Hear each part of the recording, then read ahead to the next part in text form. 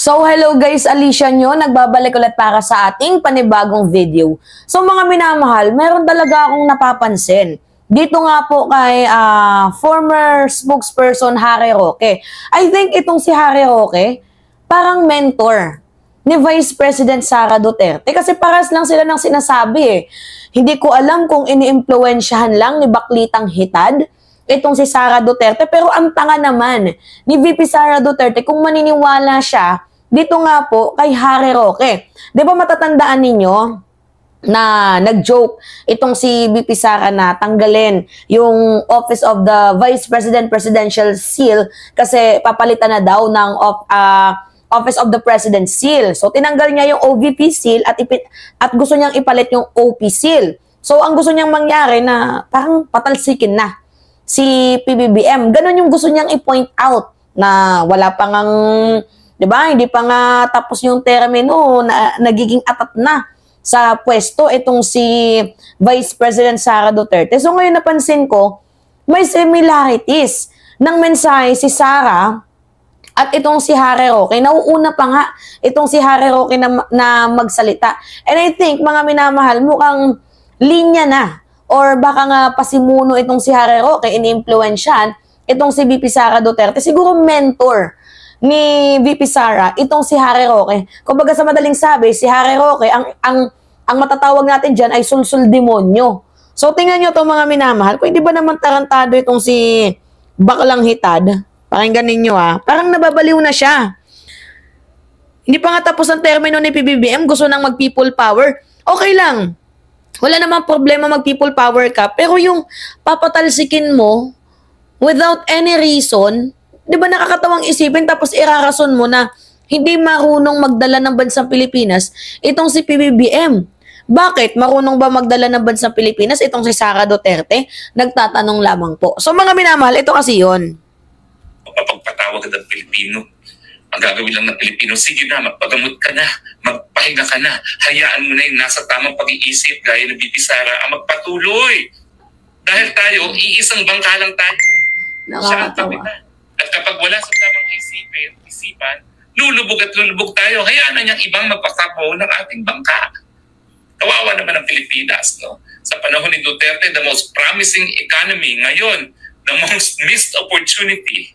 Diba? Dati napakapayapa sa panahon ni Duterte. Ngayon, the most... Talaga ba? Napakapayapa ba nung panahon ni former President Duterte? Nagtataka lang ako, mga minamahal. Sure ba itong si Roqueta na napakapayapa nung panahon ni former President Duterte? Kasi kung payapa, bakit nandun siya sa The Hague? Bakit nandun siya sa the Netherlands nakakulong? Bakit siya may kaso kung mapayapa? Di ba mga minamahal, nagigets niyo yung punto? Tarantado talaga tong si Baklang Hitad, no? So, continue tayo. Di ba? Dati napakapayapa sa panahon ni Duterte. Ngayon, the most dangerous city for tourists. Ano ba yan? Hindi na ba tayo nahihiya?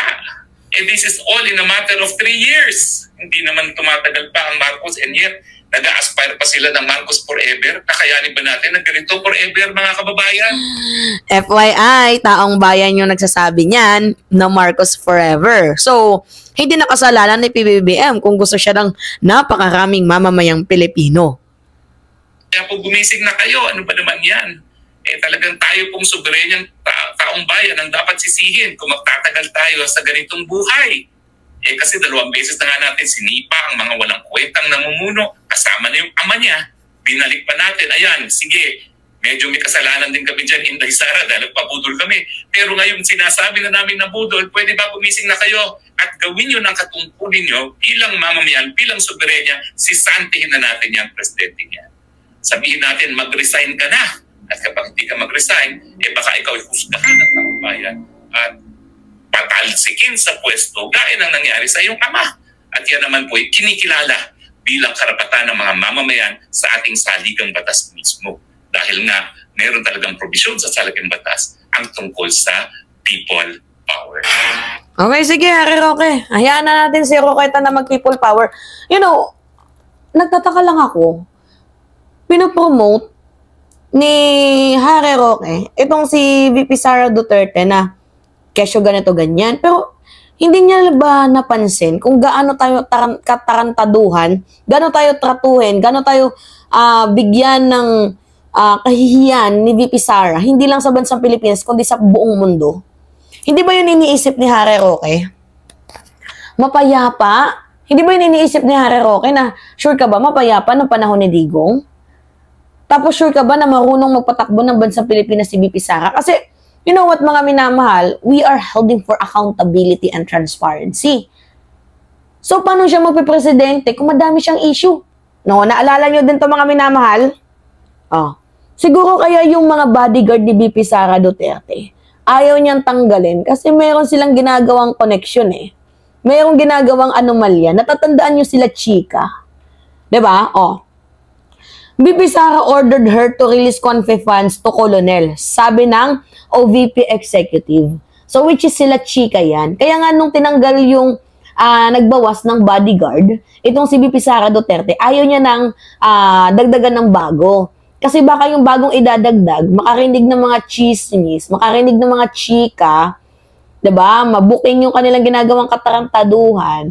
Abay, it's better na lang na wag na lang, tanggalin nyo na lang, wag nyo na akong bigyan ng panibagong security. Kasi yung punto dito, may nag-threat pala sa buhay mo.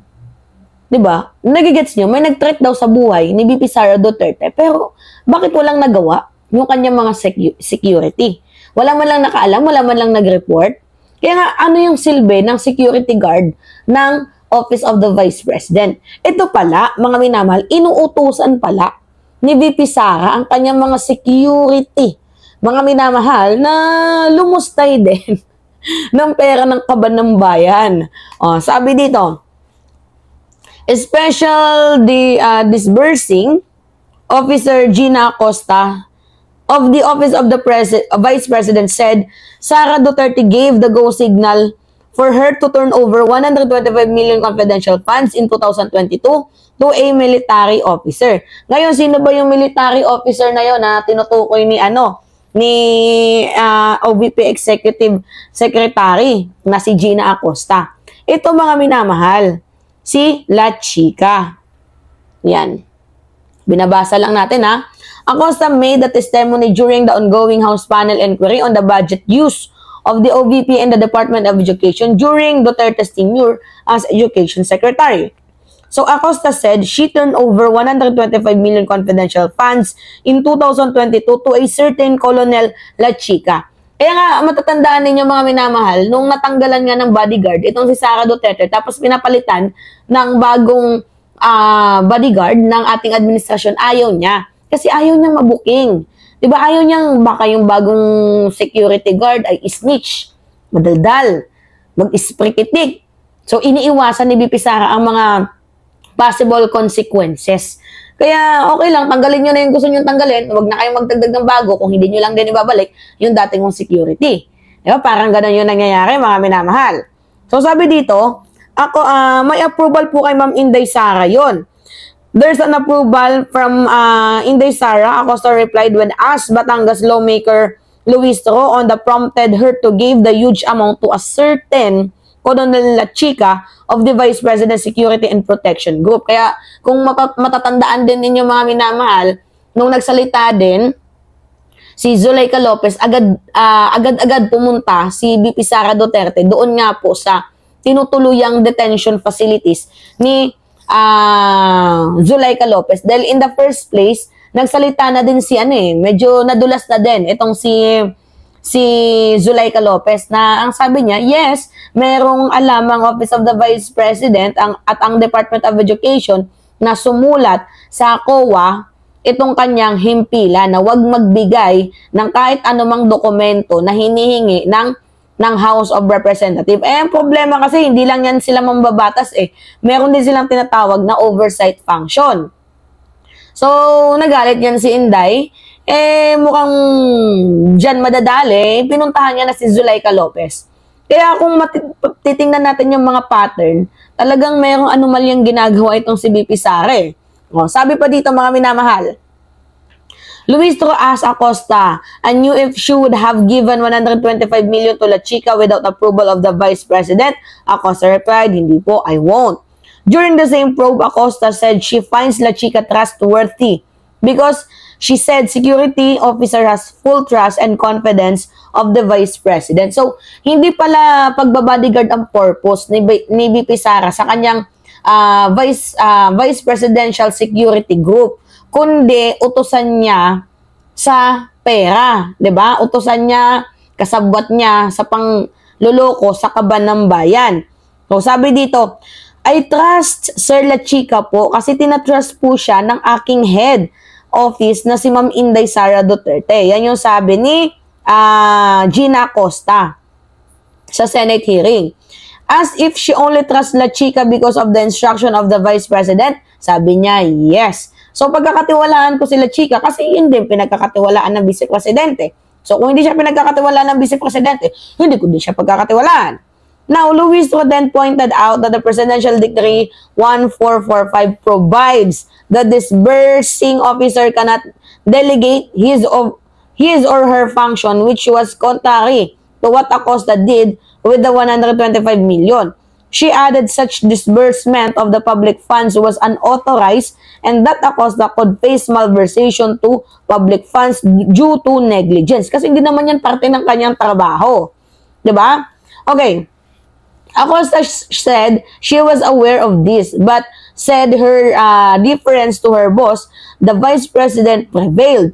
Nananaig po ang aking belief na may trust po ako kay La Chica dahil authorized po ni Ma'am Sara Duterte. So kung hindi po yun inutos ni Ma'am Sara, hindi niya din gagawin. Wala po akong alam kung paano implement ang confidential activities. Si Sir La Chica lang po ang may alam. Yan, nagtuturuan na sila at this moment.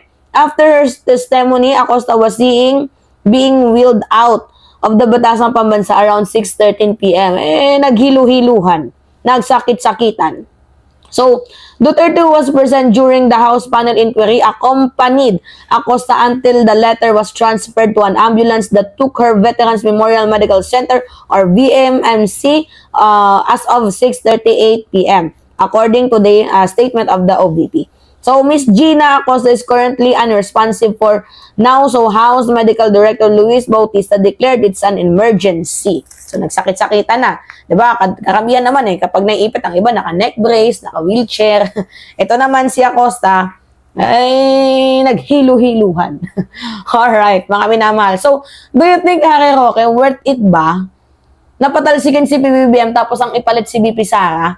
Diyan pa nga lang sa ginagawa niyang katarantadon at kababalagan. Sa tingin mo, worth it ba si VP Sara para sa ganyang klaseng bagay? Na huwag mo kami pinagloloko, Harry Roque. Minsan nasarap mong batukan Di ba nakakatarantado itong si Baklang Hitad? Kung ano yung pumapasok sa kanyang pag-iisip, parang may something ba?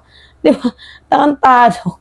Alright, yun po mga minamahal. Anyway, pahingi lang po ako ng comments ninyo. Likes and share, and also don't forget to click the subscribe and hit the notification bell mga minamahal for more update. Yan lamang po. Ingat mga kababayan.